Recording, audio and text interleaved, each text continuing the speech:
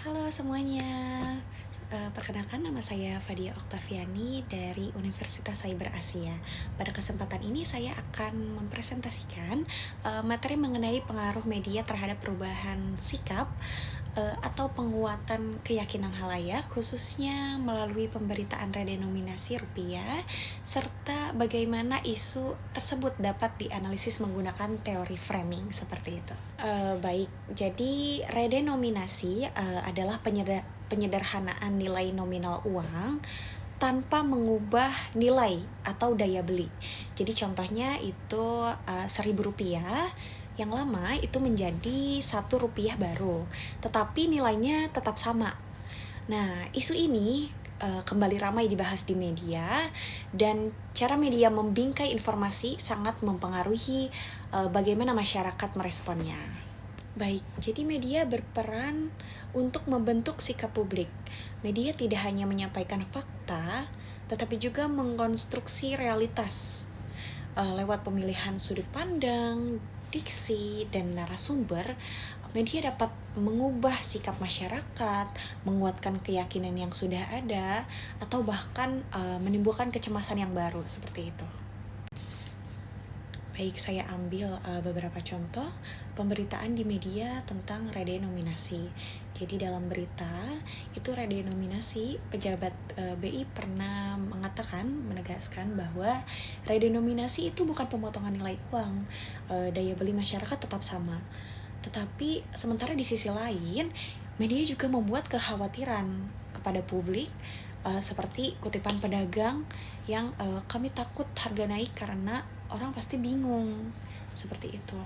Terus jadi kedua kutipan ini itu menunjukkan bagaimana media menonjolkan sisi berbeda untuk membentuk persepsi publik begitu. Nah, biasanya media dengan framing positif itu menyoroti manfaat dari redenominasi sendiri. Jadi seperti stabilitas ekonomi dan kemudahan bertransaksi.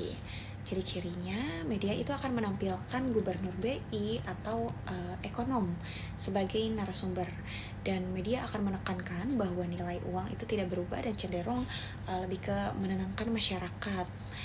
Jadi media akan mengundang ahli dan memberikan keterangan bahwa redenominasi itu mempermudah pembayaran jangka panjang. Efeknya jadi masyarakat menjadi yakin dan percaya serta menerima kebijakan. Nah, terus biasanya media dengan framing negatif itu lebih memilih menonjolkan ketakutan publik. Jadi ciri-cirinya media akan menyoroti potensi inflasi atau kebingungan masyarakat, terus juga menggunakan sudut pandang pedagang atau masyarakat kecil yang tidak mengerti, juga menonjolkan kurangnya sosialisasi dari pemerintah untuk redenominasi sendiri.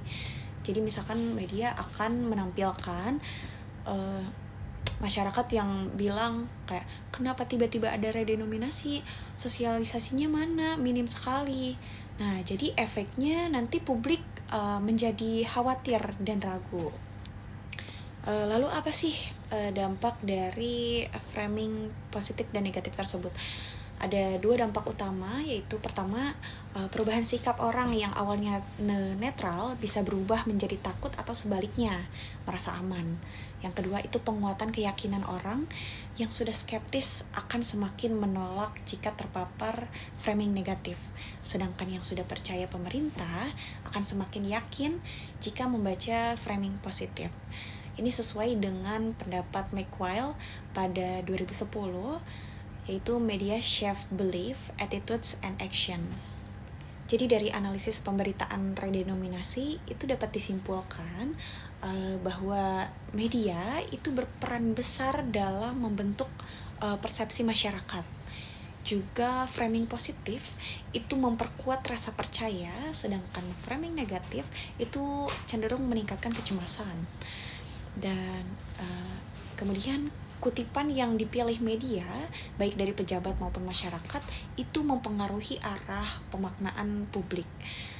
Dan juga literasi media itu penting agar masyarakat tidak salah paham dan mampu menilai informasi dengan kritis.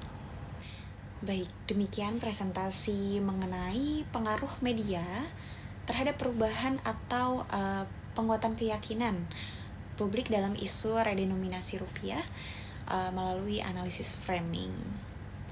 Terima kasih sudah menonton.